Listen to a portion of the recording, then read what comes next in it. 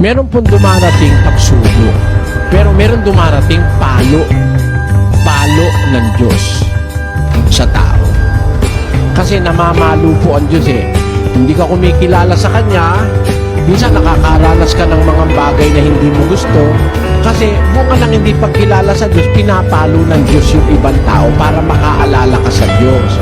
Alam niyo kung minsan yan, lindol, mga bagyo, mga baka, kung saan ang tao napapahamak, pinararamdam ng Diyos sa atin na baka tayo nakakalimot sa Kanya, nagagalit siya. Kaya lang dapat alam mong i-distinguish ano ba yung pagsubok, ano ba yung palo. Baka akala mo pagsubok pa, palo na pala.